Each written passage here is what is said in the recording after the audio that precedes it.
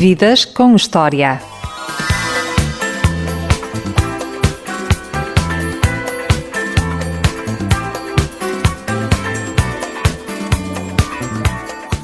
Tem 66 anos de vida e quase 48 de carreira. A sua história confunde-se com a do teatro português. Se há um fado, antes e depois de Amália. Se existe um futebol, antes e depois de Eusébio. Há certamente um teatro, antes e depois do meu convidado desta emissão.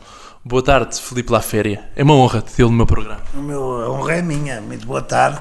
Estou aqui no Teatro Politeama com a secretária toda desarrumada, porque ontem à noite acabei de escrever a minha próxima peça. E então está aqui livros, está tudo, discos para um lado, livros para outros, está aqui uma desarrumação, há de pensar, mas este homem é um desarrumado mental. Shakespeare disse que a vida era um palco. O Filipe conseguia viver sem ele?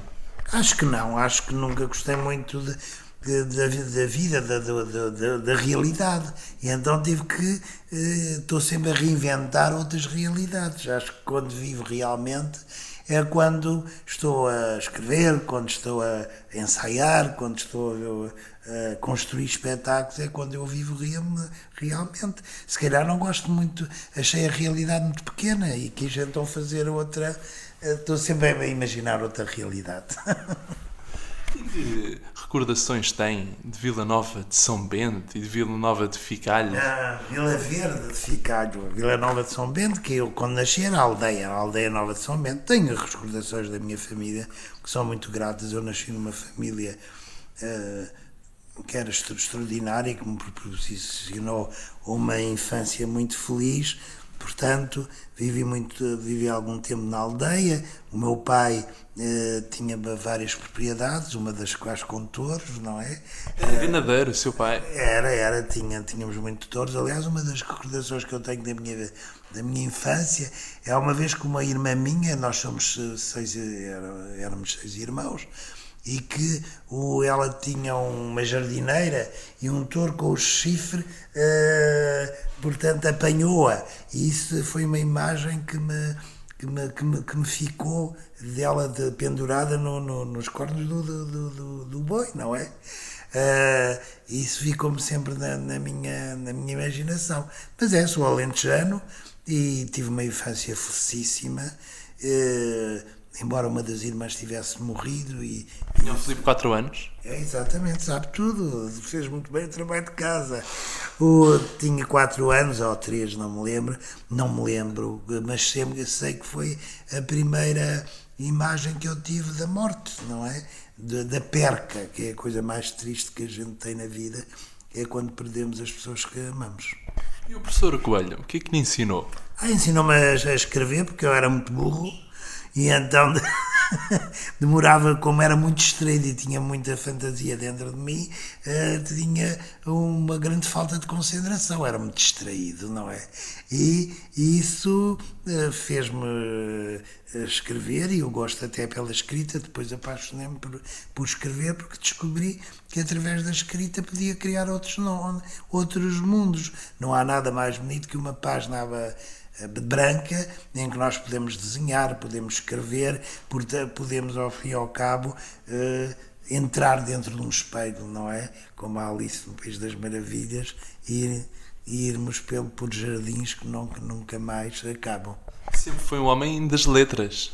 Sim. Portanto, da poesia. Da poesia, comecei por escrever poesia, escrevia para o Diário de Lisboa Juvenil, que era orientado pelo Mário Cristinha. Aliás, lembro-me, e por Urbano Tavares Rodrigues, também outro alentejano, não é, de Moura.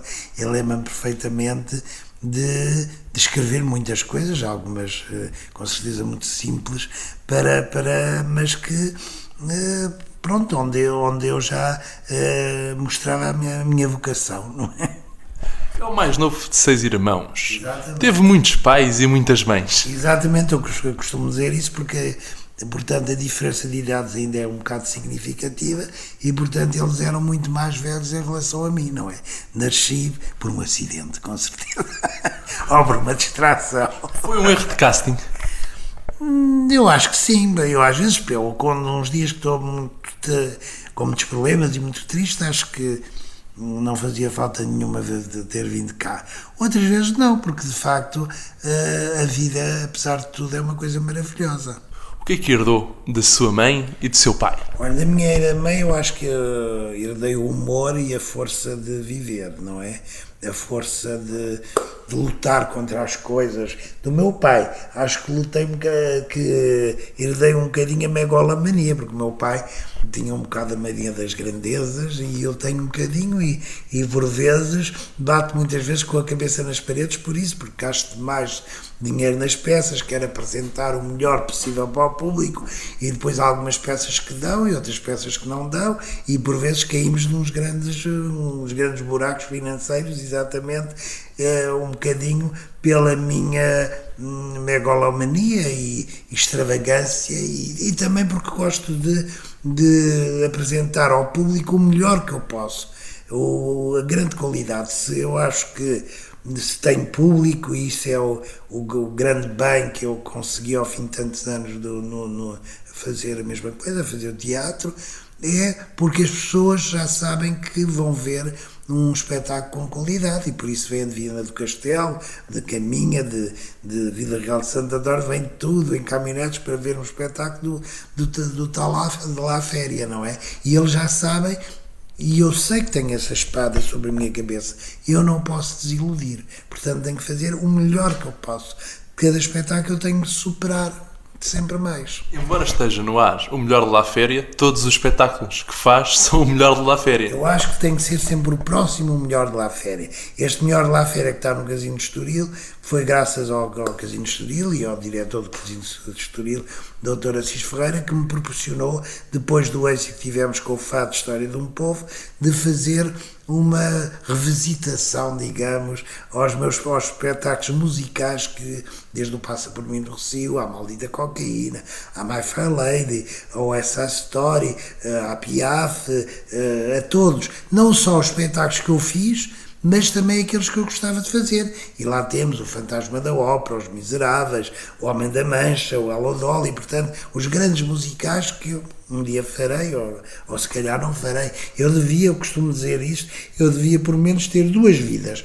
Uma para ensaiar e outra para fazer. Eu acho uma injustiça isto de vivemos tão poucos anos. Eu acho que um homem, uma mulher, um ser humano, por menos devia viver uns 200 a 300 anos.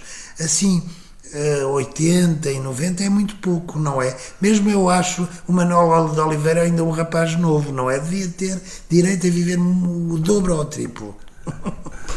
Esse gosto pelo teatro, pelas letras, vem também dos tempos em que andava na biblioteca de casa da avó. Sim, a minha avó Dolores tinha de facto uma grande biblioteca e eu devorava aqueles livros impróprios. Balzac, essa Stendhal, eram livros impróprios para a minha idade e que era sempre um escândalo, um miúdo tão pequeno ler livros com cenas eróticas e com temas muito puxados. Mas isso só me fez bem, só me abriu a cabeça. Desenvolveu muito o intelecto. Sim, e sobretudo porque eu gostava muito para mim, o cinema ainda era proibido ir ao cinema porque havia as idades, não é? Só se podia praticamente ir ao cinema depois dos 17 anos, não é? Havia classificação, cinema para 6 anos, cinema para 17. E os livros e a biblioteca da minha avó, eu podia entrar e ver e viver aquelas vidas todas através dos livros. Como eu hoje ainda faço, não vê, tem isto tudo cheio de livros. E o parte do misticismo que havia nas procissões, nas igrejas, nos cenários bucólicos. Sim, na aldeia eu gostava de ser padre. Portanto, porque o padre eu achava aquilo com uma grande teatralidade, não é? E o facto até da missa ser em latim, eu ajudei muitas vezes à missa e tudo, porque eu achava aquilo portanto, um grande cerimonial, não é? Um grande ritual, o que se aproxima do teatro. Eu acho que a peça mais bem feita que há e a maior peça é a missa, porque a missa é, portanto, o Calvário de Jesus Cristo, portanto, é quase o Jesus Cristo Superstar maravilhosamente e eternamente bem contado, não é? Acredita em Deus, o Filipe. Acredito que a vida não é só isso. Nós temos que acreditar em Deus e nos deuses. Nós temos sempre que superar a imagem do ser humano, não é? Mas eu tenho uma educação católica, portanto, e eu acho que tudo o que fica da nossa infância, depois tive uma altura em que abjurei um bocado as minhas convicções, mas com a idade depois nós, de facto, damos a volta ao mundo e regressamos à vida, não é? Regressamos sempre à infância, não é? E dentro da minha, portanto, dentro de mim próprio, eu acredito em Deus. Eu acredito que a vida não é só isto, não é? É muito pequeno, isto é tudo muito pequeno, muito medíocre, para ser só isto. Não vale a pena. Não chego lá ao pé de São Pedro e tenho uma grande discussão com ele, não é? Esse gosto, essa crença foi dada de alguma forma dos seus pais e da sua avó, Claro. que eram de origem espanhola? Sim, mas, portanto, eram ali uma família vinda do Elva, não é? E daquelas zonas que vieram para cá, portanto, toda a minha família, quer do meu pai, quer da minha mãe, tem uma origem espanhola. Talvez eu seja, portanto, mais um bocadinho mais o meu feitio e eu ser mais lutador e gostar das coisas e levar as coisas até aos limites, talvez seja desse meu sangue espanhol, não é? O La Féria é espanhol? La Féria é espanhol, La Féria e Horta também é, portanto... O apelido, o último Sim, apelido, todos. é Horta. É exatamente, e toda a minha família, por exemplo, a minha avó falava espanhol, era barranquenha, não é? Falava de Barrancos, não é? Portanto, era de Barrancos, falava meio a minha tia, o meu tio, por exemplo, nunca falou português, não é? Portanto, a minha família teve sempre uma grande afinidade. Eu lembro-me, porque eu sou da Raia, portanto, o Vila Verde Vicário fica mesmo a 3 km, acho, da fronteira, portanto, sempre tínhamos os primos que íamos visitar a Espanha, portanto, de Espanha ficava mesmo ali ao lado, não é? Portanto, toda as tradições e a maneira de viver e até a própria comida, etc., tinha muita influência espanhola. Eu adorava o pão espanhol quando era miúdo, adorava o pão espanhol. E hoje em dia gosta de comer ainda? É um bom prato? Com muita pressa, sabe? É tudo muito a correr, mas gosto muito de feijão. Eu gosto das comidas muito alentejanas. Isso ficou-me, de facto, da minha infância, porque gosto, a coisa que eu mais gosto é de feijão, não é? Sou pior que o João Retão. Portanto, gosto das comidas da minha infância, ao fim e ao cabo. É o que eu disse há bocado, nós devemos sempre a regressar à infância. O Almada Negreiros costumava dizer que um artista é o que não mata dentro de si a criança, portanto, que permanece sempre criança, não é? E aqui estou a brincar aos teatros, portanto, quero uma maior brincadeira do que esta. A inventar vidas, a inventar personagens, isto é tudo uma brincadeira, não é? É tudo efêmero, não é? E não é sério, não é? Não é vida, não é isto. Essa ascendência espanhola e a tradição alentejana também foi muito importante quando concebeu o espetáculo que fez a reabertura da Praça Torres do Campo Pequeno. Sim, porque eu adorava o Campo Pequeno. Eu lembro-me de ir com o meu pai, sobretudo, e também a minha mãe, muitas vezes ao Campo Pequeno, não é? Portanto, a reabertura do Campo Pequeno, aliás, foi um espetáculo fabuloso, que foi transmitido pela televisão e foi... E era o que eu, ao fim e ao cabo, também imaginava que uma corrida pudesse também ser transformada, ao mesmo tempo espetáculo e ao mesmo tempo corrida. Foi um dos espetáculos que eu mais gostei de fazer. Aliás, eu já fiz espetáculos na minha vida, como em Bruxelas, na Grand Place, foi um espetáculo também que eu adorei fazer, em Sevilha, também gostei. Portanto, eu gosto de espetáculos que eu arrisque, portanto, que sejam diferentes de tudo o que já fiz, não é? Eu não gosto da repetição. E a inauguração do Campo Pequeno foi um dos espetáculos que eu mais gostei de fazer, que me diverti imenso a fazer. Nunca pensou fazer um musical sobre um toureiro? A vida de Manuel dos Santos, por exemplo. Manuel dos Santos era um grande toureiro e também ator, que ele também foi ator, não é? Ele fez o Sol e Touros com a Amália, não é um filme, ele não viu nunca esse filme, com ele a representar. Apesar do Diamantino Viseu ter mais jeito para ator do que o Diamantino Viseu, inclusivamente fez teatro, fez o Touros de Morte com a Mirita Casimiro no Teatro Mental, portanto, e acho que fez 2 vezes teatro, porque ele tinha um certo jeito para representar o Diamantino Viseu, não sabia. Não sabia. Verdade. Então é um tema que fica, se calhar, na sua ideia, um dia, quem sabe, um musical sabe, sobre eu já fiz a próxima. a festa dos touros. Neste o fado História de um Povo, já havia um grande número sobre touros com a Severa, porque a Severa também liga muito o fado e o teatro à arte traumática. Como foi a sua vinda para Lisboa? Quando deixou o Alentejo e veio para Lisboa? Portanto, a minha família, os meus irmãos tinham que estudar e a minha família mudou-se para Lisboa. Mas com a morte dessa minha irmã, eu fiquei, para me afastar um bocadinho do peso que havia na minha família, eu fiquei mais tempo em Aldeia Nova de São Bento, onde fiz, acho que até a 3ª classe, a 3ª ou a 4ª, já não me lembro, mas andei mesmo na escola, porque vivia uma tia, que era a minha tia Maria do Carmo, na Aldeia Nova de São Bento, e eu vivi muito tempo com ela, exatamente para me afastar um bocadinho daquele período, um bocadinho de luto que a família passava. E quando veio para Lisboa, foi com 14 anos ou veio antes? Não, vim muito antes. Eu ia e vinha, portanto nunca era... nunca tinha uns momentos lá onde estava com essa tia e depois onde estava propriamente com os meus irmãos e com os meus pais. Portanto, não há uma data definida, mas vive a Lisboa desde sempre, não é?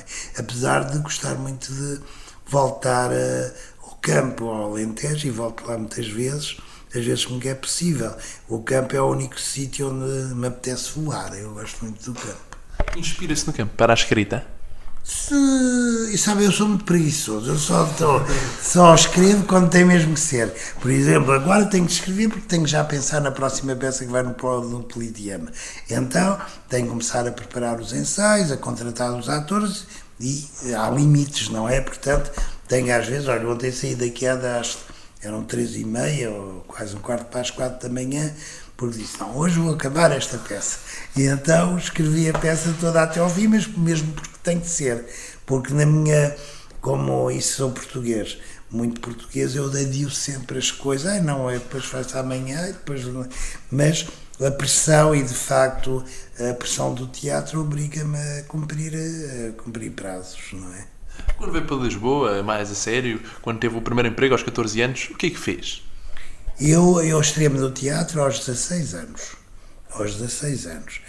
Portanto, A companhia da Amália Rei Colasso. Amélia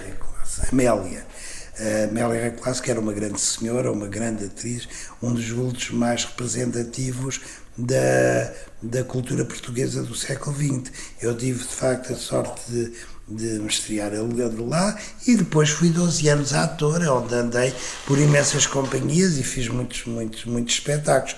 Mas o meu sonho era sempre ser encenador.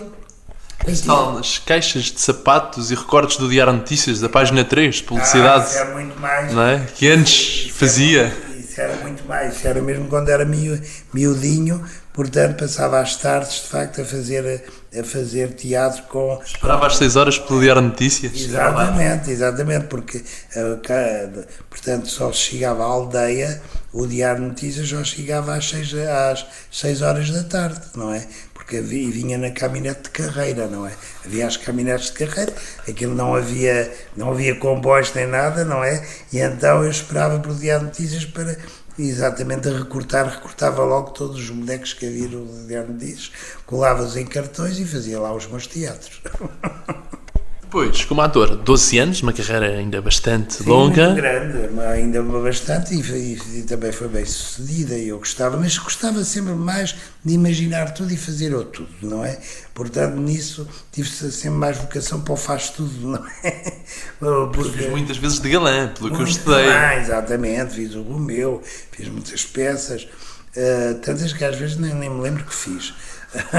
Mas eu trabalhei muito no teatro, na televisão, e fazia muito o galã, porque tinha boa figura, etc. Embora tivesse sempre a voz um bocado rouca, tinha boa figura, e lá fiz uma carreira. Mas eu gostava, o que eu gostava mesmo era de ensaiar, de escrever, de imaginar tudo desde o princípio. E lembro que muitos dos meus colegas eu até ensaiava às escondidas dos encenadores, à minha maneira. Ai, não faz assim. Portanto, tinha já essa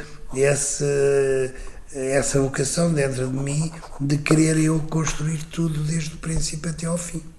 Vamos agora fazer a primeira pausa na nossa entrevista e vamos à música. O Filipe Laféria vai escolher a primeira música que vamos ouvir hoje e depois vamos viajar até Londres e por aí fora. Mas agora vamos à música. Filipe, o que vamos ouvir? Agora vamos ouvir o Gonçalo Salgueiro, que é um grande cantor, um fantástico cantor, no Jesus Cristo Superstar. Ele interpretava a figura de Jesus Cristo e foi dos espetáculos que eu mais gostei de fazer aqui do Politeama. É um grande espetáculo que os nossos ouvintes podem ainda ver partes no Melhor de Laféria com o próprio Gonçalo Salgueiro a cantar. Para ouvir e desfrutar. E já voltamos à entrevista com o encenador Filipe Laféria. Sem dúvida uma referência, se não mesmo a referência no teatro em Portugal. E de novo à conversa como entrevistado desta emissão, o encenador Filipe Laféria. Filipe estudou em Londres com uma bolsa da Fundação Gulbenkian. Sim, mas tinha que trabalhar, porque a bolsa também não dava restaurante. Num restaurante. Trabalhava noite e dia, porque aquilo era muito duro, a vida era muito cara, mas eu gostava. Era um restaurante da King's Road, dava-me nos anos 70, portanto, no poder das flores e dos hippies, também foi um bocadinho hippie, e então aquilo, pronto, foi sair daqui de um país muito cinzento e ir para 50 anos depois, não é? Portanto, avancei, é como ter uma máquina do tempo e avançar. Ou novamente. E depois recuei um bocadinho. E de facto recuei porque quis, não é? Depois também houve o 25 de Abril, etc. Também houve uma esperança de fazermos este Portugal um bocado melhor. E depende de nós todos, de mim, de si, dos ouvintes que nos estão a ouvir, de tornar isto melhor, porque nós todos só dando as mãos e todos dando o nosso contributo é que Portugal poderá ser um dia melhor. E eu tive essa ilusão e voltei de Londres, onde podia ter tido uma outra carreira. Era outra pessoa, hoje era outra pessoa, mas prefiro vir para aqui, para Portugal, e não me arrependo. Mas ainda voltando um bocadinho a Londres, trabalhou num restaurante de luxo a servir à mesa nomes como Orson Welles, Ava Gardner, entre outros muito famosos. A Ava Gardner, que era uma mulher lindíssima, ela já estava na decadência, mas tinha uns olhos, era muito parecida com a Natália Correia. A Natália Correia, que foi um dos vultos mais importantes do século XX também da nossa cultura, e a Ava Gardner lembrava-me, pela sua maneira de estar, um bocadinho a Natália Correia. Mas era um restaurante onde vinham os artistas, eu servia os jantares, portanto, e as ceias, e tive a ocasião de ver lá muitos artistas, até a própria Amália, eu vi o Alain Aumont, ia muitas vezes a esse restaurante. Era um restaurante, já não existe em Londres, eu por acaso passo às vezes lá, a segunda-feira vou para Londres a propósito, e passo um bocadinho, passo às vezes na King's Road e já esse restaurante não existe, mas era naqueles tempos, nos anos 70, uma coqueluche onde os artistas, sobretudo artistas de arte plástica, atores de cinema, artistas de cinema, iam lá, e eu de facto delirava vê-los ali ao pé. Era muito novo, não é? Mas foi muito bom, porque me abriu muito a cabeça, e foi uma época feliz, não é? Porque descobri um mundo a cores, que era tudo a preto e branco, e lá era como estar dentro de um filme em Technicolor, não é? Por que nunca terminou o curso que foi fazer? Mas trabalhava. Trabalhava e nunca terminei, porque depois, um dia, o Mário Viegas estava numa companhia de Cascais, e foi preso e não podia, portanto, ir a Paris fazer um espetáculo. E o Carlos Avilés uma vez bateu-me à porta dos vidros do restaurante, eu ouvi, ele tinha ido de propósito lá para eu ir substituir o Mário Viagas como ator de uma peça que era a Ivone, Princesa de Borgonha, e assim vim. Portanto, voltei e por aqui fiquei. Lá também estudava muita iluminação, daí o gosto... Trabalhava, portanto, fazia muito o projetor de acompanhamento e daí o gosto também pela iluminação que eu tenho. Hoje em dia ainda gosta de sentar-se ali ao pé? Sim. Gosto muito e faço, e são noitadas muito agradáveis, estou sempre à espera que aconteça esse momento, porque... Eu lembro-me da última vez que vim aqui ao Politeama, olhei para essa zona e estava lá o Filipe. Sim, estou quase sempre, eu gosto muito de ver, porque eu também sou um técnico de teatro, portanto sinto-me, somos as pessoas que o público não vê, mas estão por trás do palco, e sem eles, sem os técnicos, o espetáculo não acontecia. Ao longo da carreira, teve mais alegrias ou tristezas? Tive alegrias e tristezas. A tristeza é sempre esta instabilidade material, não é? Que o artista em Portugal tem, ou a cultura em Portugal nunca, não, mesmo aqui vivendo em democracia, ou uma pseudo-democracia, a cultura nunca foi olhada pelo poder. Portanto, eu fiz sempre teatro sem absolutamente nenhuma ajuda do Estado, e hoje em dia paga-se imensos impostos no Estado. Nós, num bilhete, pagamos quase metade para o Estado. Portanto, isso é que me dá as maiores tristezas, o não poder, por exemplo, o ter comprado ali o prédio do Olímpia e querer fazer uma escola de teatro e ver que é impossível, é um sonho completamente impossível. A instabilidade material e a falta de apoio que, de facto, que o Estado, que as câmaras municipais dão à cultura. Mas a cultura é que faz o país. Por exemplo, nós agora somos governados pelos alemães, não é? Foi em bocado que dizem que... Pensava que era por uma pessoa que o Filipe fez um casting. Também, mas também recebo ordem lá da Troika, não é? E a única coisa que faz a viver um país é a sua cultura, não é? Portanto, se um Estado que não olha para a cultura, que não rega como nós regamos uma planta e a planta floresce e mata a fome, é um Estado que está a definhar e a matar um país. Santana Lopes foi o Ministro da Cultura que mais apoiou esta área? Sim, o Santana Lopes era um homem de risco, é um homem que arrisca as coisas, que não tem medo, e isso é muito bom para um político, por muitos erros que ele possa ter feito, que eu também fiz e todos fizemos na nossa vida, e ele sempre procurou arriscar. É um homem que acredita, portanto, que as coisas podem, que não tem medo, sobretudo não tem medo de arriscar. Eu acho que nós, os portugueses, desconfiamos muito uns dos outros e temos muito medo de arriscar.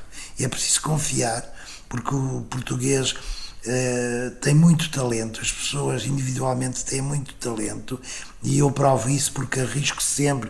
Por exemplo, agora na Judy Garland, no Fim do Arco-Íris, que é o espetáculo que está em cena no Teatro Politeama, eu arrisquei numa rapariga jovem, numa cantora que hoje é a maior revelação do teatro em Portugal, que é a Vanessa, que faz é estrondosa, eu tenho atores que por aqui passaram que hoje são vedetas em Londres, não é?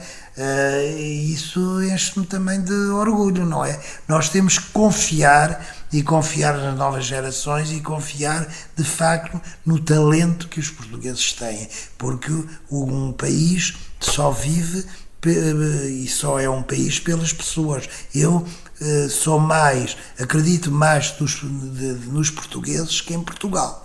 Portugal, portanto, Portugal o que é um território, mas o que tem força em Portugal somos todos nós, somos os portugueses, somos o contributo que cada um de nós pode dar. Tem uma relação de amor-ódio com Portugal? Sim, todos nós temos, quando gostamos muito, é como com uma namorada, não é? Quando nós gostamos muito de uma pessoa também a odiamos em certos momentos, porque o amor e o ódio são dois sentimentos que se juntam de extremos, e os extremos tocam-se. Falando ainda de Londres, arrepende-se de não ter ficado lá? Às vezes sim, porque eu teria tido uma boa carreira em Londres, tenho a certeza, como me arrependo de não ter aceito um convite extraordinário que tive para ir dirigir um teatro em Madrid, arrependo. A Gran Via? Na Gran Via, exatamente, um dos teatros mais considerados e com melhores condições de Madrid. Mas pronto, nós temos opções na vida, não é? E as minhas opções foi querer sempre lutar e fazer aqui do Politeama um grande teatro português e da cidade de Lisboa. É por isso que se intitula um guerreiro? Sim, eu sou um guerreiro porque luto com tantas dificuldades que qualquer ser humano já teria desistido, não é? E eu que tenho sempre esta capacidade de querer lutar, de lutar às vezes como o Dom Quixote, não é? Mas todos nós temos dentro de nós um Dom Quixote e um Sancho Panza, não é? O que é, por vezes, o Dom Quixote fica preso aos moinhos de vento, não é?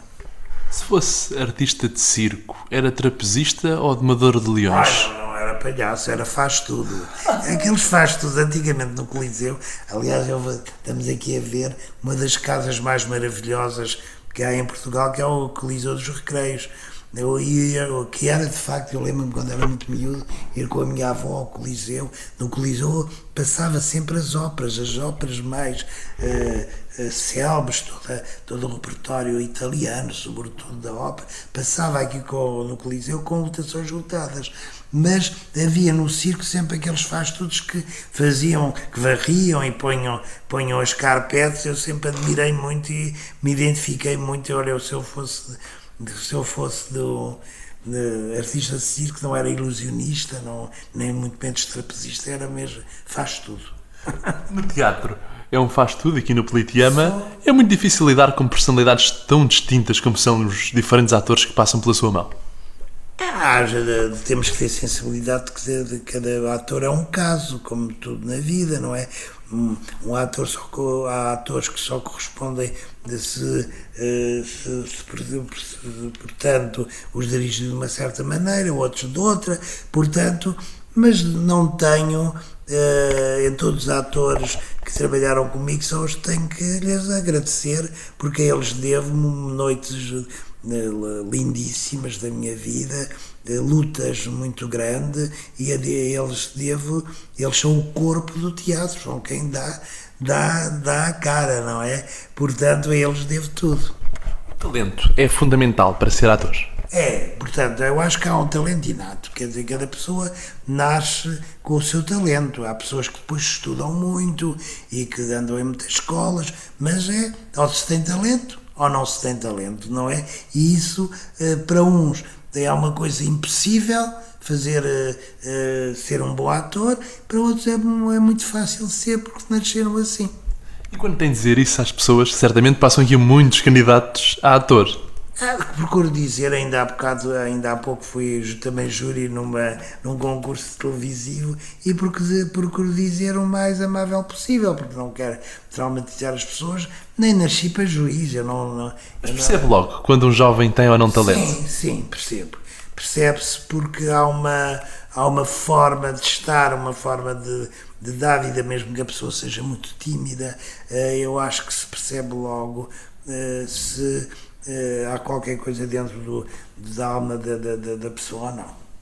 Por falar em teatro, voltando a outro teatro, não o Politeama, é esse já lá vamos. Curiosamente o Politeama, onde se fez um programa de rádio há muitos anos, as tardes do comboio das 6h30, onde Amália Rodrigues lançou grandes êxitos. Mas falando ainda de outro teatro que marcou muito a sua carreira, a Casa da Comédia, um teatro completamente distinto do que é o Politeama. Sim, a Casa da Comédia era muito pequenina, não é? Era um teatro só que cabiam 60 pessoas, não é? 60 espectadores. Mas foi, de facto, eu tenho uma grande afetividade perante a Casa da Comédia, porque foi o teatro onde eu consegui fazer as minhas primeiras encenações e fiz lá espetáculos lindíssimos, mas lindíssimos, e que marcaram uma época, como a Eva Peron, a Marquesa de Sade, o Pasolini, tantos outros espetáculos. Essa peça estava toda a gente nu em palco, Exato. incluindo o La Féria. Incluído eu, também estava nu em palco. Eram peças de contestação social. Ou nem por isso. Sim, também de contestação social, mas havia essa irreverência. Eu acho que a arte tem que também ser irreverente. Não, o teatro está sempre à beira da chatice, não é? Como dizia o Peter Brook, a arte também tem que provocar o espectador. O fascínio do teatro é o dom de surpreender as pessoas, Exatamente. de emocioná-las, mexer com elas. De fazê-las rir, de fazê-las pensar, sobretudo das pessoas que entram no teatro saírem diferentes quando saem do teatro. Portanto, mesmo que não percebam a peça, mas ficou qualquer coisa, ficou lá uma manchinha que se vai alargar. Ver as coisas que podem ser de outra maneira. Por exemplo, aqui na Judy Garland, o fim do arco-íris, há muita gente que não sabe quem é Judy Garland. Até vai à bilheteira e pergunta: olha, tem bilhetes para a Julia Garland? Mas o que é importante é a lição de vida que a história da vida da Judy Garland nos dá. Portanto, e mesmo uma pessoa que não sabe e vê ali uma mulher bêbada e no palco e a ultrapassar todos os limites, ela vai compreender a vida de outra maneira. Por exemplo, uma peça que há bocado você me falou, que você viu, A Gaiola das Loucas, era um tema forte e um tema polémico até, mas muitas pessoas ainda me falam: olha, é uma peça que eu perdi imenso dinheiro ao fazê-la, mas O Porto foi muito mal. o Porto foi muito mal. Foi pior que Lisboa? Muitíssimo pior, porque era uma peça que agradava muito ao público feminino e pouco ao público masculino. Mas eu tive Principalmente aos mais conservadores. grandes êxitos no Porto: o Superstar, o Violino no Telhado, a Música no Coração. Eu gosto muito do público do Porto e guardo uma boa recordação desses 4 anos de sangue, suor e lágrimas que passei no Porto. E uma música agora para fazer novamente uma pausa. O que é que vamos Olha, ouvir? eu já te falei tantas vezes da Vanessa, e a Vanessa faz uma interpretação que estão todos convidados, os ouvintes. Olha, temos a ouvi-la agora a cantar ao longe, ela está a ensaiar. Vamos ouvi-la agora, a Vanessa, a cantar 2 dos grandes êxitos de Judy Garland, que ela recria aqui todas as noites no Teatro Politeama e para o qual todos os ouvintes estão convidados. Vamos ouvir essa grande cantora e atriz, a revelação de Para Além do Arco-Íris, que é Vanessa. Não saia do seu lugar e já voltamos a mais uma parte da entrevista de vida ao encenador Filipe La Féria. Até de novo à conversa com Filipe La Féria, o meu convidado desta emissão. Senhora, com muito prazer. A juventude adere muito ao teatro, hoje em dia com tantos tipos de entretenimento, desde os concertos ao Cirque du Soleil, a 30 e coisas que acontecem em Lisboa e não só, no país todo, é muito complicado trazer jovens ao teatro. Não é, e nós temos, você vai hoje ver que há sempre uma plateia muito jovem. Eu acho que a juventude nunca se interessou tanto pelos espetáculos como agora.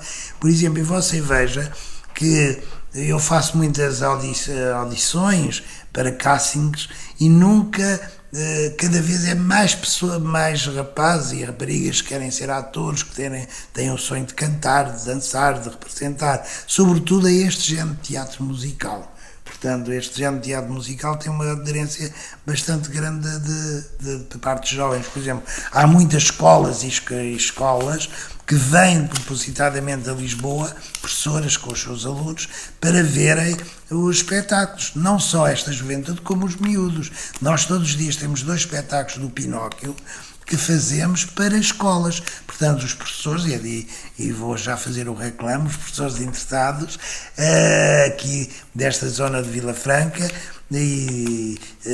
podem telefonar para o Teatro Politeama e podem trazer os seus alunos para verem, os mais novos, o Pinóquio, e os mais velhos o Fim do Arco-Íris, a Judy Garland. É um bom mercado também.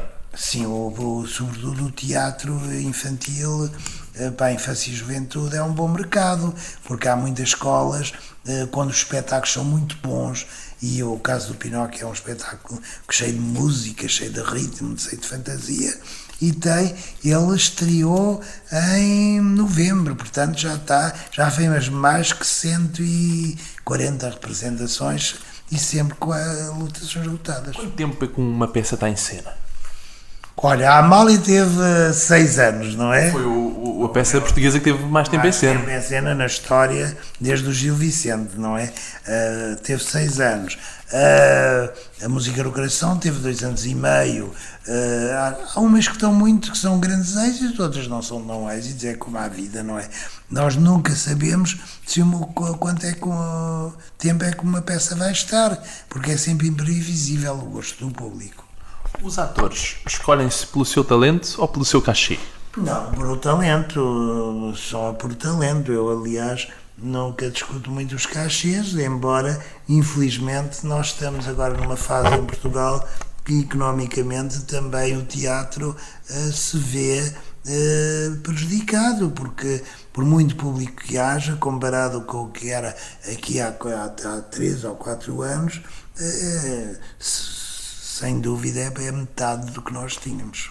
Falávamos há pouco do musical Amália. O Filipe viu pela primeira vez Amália, salvo erro meu, em Monte Gordo. Monte Gordo, tinha eu 6 anos para aí, ó. Era muito... E foi uma cena muito bonita, porque havia o Casino Oceano, que era o Casino de Monte Gordo, e ela estava a atuar lá para as pessoas, e eu estava lá com os meus pais e os meus irmãos a ouvi-la, e de repente houve-se, o povo tinha rodeado o casino e chamava para lá a Amália. E ela então, a segunda parte do espetáculo, faz na varanda com o microfone e com a praia toda cheia, apinhada de pessoas que não tinham possibilidades de ir ao casino, não é? E ela faz para o povo, para o público, para os pescadores e para as famílias dos pescadores que estavam na praia. A Amália foi um fenómeno, de facto, um fenómeno da língua portuguesa e da arte portuguesa, porque de facto é única e representou, ela acho que é mesmo a própria imagem do fado e da canção nacional. É difícil superar um êxito como Amália? É, sempre, olha, eu tive um grande êxito, foi o Passa por Mim no Recio. Eu pensava que nunca iria superar o Passa por Mim no Recio. Todas as peças, eu nunca mais vou ter um êxito como Passa por Mim no Recio. A Amália foi maior êxito que Passa por Mim no Recio. Portanto, nós temos que sempre confiar que podemos nos superar a nós próprios e podemos ir ao interesse e ao coração das pessoas para as pessoas irem ver, mesmo numa fase tão difícil como a Portugal está agora a atravessar. Nunca pensou fazer um musical sobre alguém que esteja vivo, homenagear alguém que esteja vivo e que seja uma lenda? Por exemplo, Eusébio, uma vez que os portugueses são tão doentes pela bola. Exatamente, eu acho que a bola era um tema extraordinário para Aliás, há o Lloyd Webber tem uma peça do musical sobre o futebol que chama-se Beautiful Game, o jogo maravilhoso, mas que não foi êxito. Mas a personalidade que por exemplo, na Amália tinha a música, não é? Tinha a sua própria personalidade, mas embora eu acho que o futebol pudesse dar um bom tema para um possível musical. Todos o Eusébio dava um bom tema. A história de Eusébio. A história de Eusébio não é tão rica como se faz, não tem a aventura amorosa, não tem portanto, como a história da Amália, não é? A Amália tem cambiantes na sua vida. Ela dizia-me que não, ela veio aqui ver uma peça sobre a Maria Callas e foi ela que disse, mas porquê é que não faz uma peça sobre mim? E eu disse, mas eu não sei nada da sua vida. E então li o livro a biografia dela, do Vitor Pavão dos Santos, e ela própria depois falou comigo de muitas mas ela achava que não tinha uma vida muito romântica e muito cheia de contrastes. Depois eu tive que no guião que fiz para a peça, tive que um bocado reinventar conflitos para aquilo ter, portanto, para ter claro escuro, para ter contrastes, porque o teatro, como toda a arte, tem que ter contrastes, não é? Sá Carneiro era o político ideal para fazer um musical? Era, olha, eu há muitas vezes penso que tenho que fazer. Estou aqui a pensar porque a vida dele tem Tem tudo, mistério, tem tem amor e tem morte. Tem crime, tem muito mistério até. E era um bom tema, mas há muitos bons temas. Eu acho que estamos numa altura em Portugal que o público está ansioso de ver no teatro, no cinema e na televisão coisas portuguesas. Portanto, e é por isso que eu estou a escrever esta peça. Esta peça baseia-se novamente em Amália e é Uma Noite em Casa da Amália, que vai ser o meu próximo projeto. É uma noite em que, olha, estou a dizer isto pela primeira vez, Uma Noite em Casa da Amália. Acabei de descrever ontem à noite a peça. E é exatamente aqueles serões que a Amália fazia com o Vinícius Moraes, com o José Carlos Ari dos Santos, com a Natália Correia, em casa dela. Portanto, eu fiz arquitetei um conflito ficcional, não é? Embora seja inspirado num disco que registra um sarau em casa da Amália, é uma teatralização dessas situações, dessas tertúlias, porque antes as pessoas iam para os cafés e falavam muito, a gente reunia-se à noite e falava muito, cada um dava a sua opinião, isso estimulava também o crescimento das pessoas dentro de si próprios, não é? E é esta peça que eu espero agora seguir ao fim do arco-íris, adjudicada, pôr em cena no Teatro Politeama. Falava de personagens da história portuguesa com o seu espírito aventureiro, guerrilheiro e controverso. Salazar dava uma boa peça a teatro. Dava uma ótima peça. Eu recordo isto porque eu sempre que entro num táxi, os taxistas quase todos, no tempo de Salazar, aqui no tempo... Está demasiado vivo nas pessoas. Tá. Eu acho que, infelizmente, está mais vivo do que nunca. Porque as pessoas vivem muito do passado, não é? O passado já passou, portanto não há o risco do futuro nem no presente, não é? É quase um comodismo que as pessoas têm, pois o tempo do Salazar era muito pior do que é este tempo, mesmo falidos sem vintém, esta terra lusitana. Mas eu acho que, por exemplo, eu não aguentei, eu fui para Londres, não é? Era como eu disse há bocado, um mundo a preto e branco. Há um livro do Saint-Exupéry, que é o autor do Príncipezinho, que ele vem a Portugal e descreve como o paraíso triste, paraíso da tristeza, não é? Era de facto uma vida muito fechada orgulhosamente só, mas que a figura de Oliveira Salazar é um grande tema. Porque era um êxito de bilheteiras. Não sei, mas era um grande tema, é um tema extraordinário, porque é uma figura de um homem extraordinário, porque nós temos que olhar para o lado sempre numa de luz e de sombra que cada pessoa tem. Na sua época havia o totalitarismo, não é? Todos os países eram governados por sistemas fortes. Ele era um ditador, de facto, mas é uma personagem muito controvérsia e que ainda existe no imaginário dos portugueses. Você veja que houve um concurso da televisão, o maior português de sempre, e ele ganhou por 70%, ou não sei o quê, porque há essa mitificação. E eu acho que se devia explicar às novas gerações quem é que foi, de uma maneira sem o diabolizar, mas também sem branquear a figura também sinistra que foi, não é? Portanto, mas explicar, porque o pior que há é nós não assumimos a nossa história. Eu acho que se deve assumir a nossa história. Você vai à Espanha e tem um museu sobre o franquismo. Houve uma grande polémica, porque iam fazer um museu sobre o Salazar em Santa Comba. Eu acho que deviam fazer, porque se for feito com imparcialidade, se for feito de uma forma científica e não facciosa, não é? Eu acho que nós, é com os exemplos do passado, que nós podemos projetar o futuro. O mundo do espetáculo português é demasiado pequeno para si, Filipe Lafera? Não, eu acho que não.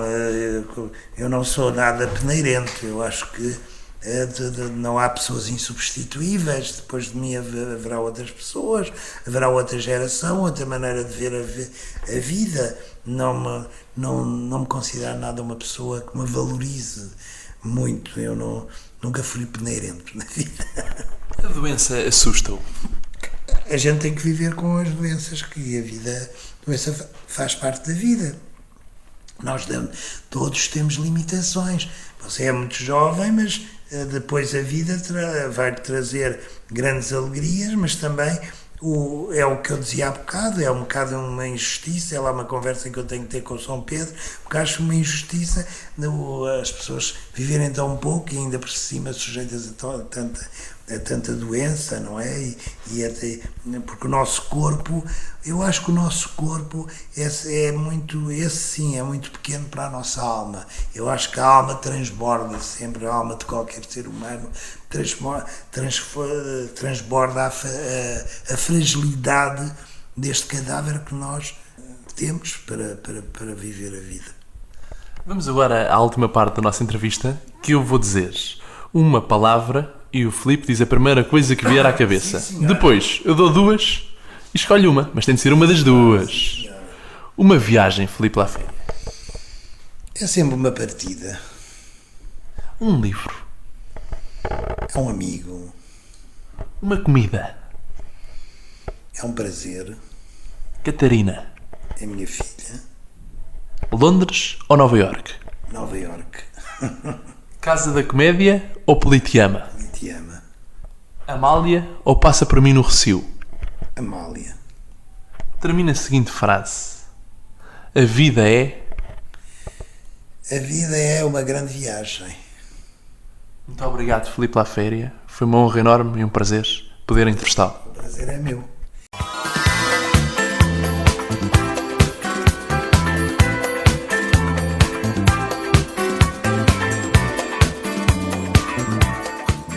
Eu sou o Diogo Marcelino e este foi mais um Vidas com História, a grande entrevista na rádio Ultra FM, para ouvir em 88.2 ou então na internet sempre que quiseres em ultrafm.pt.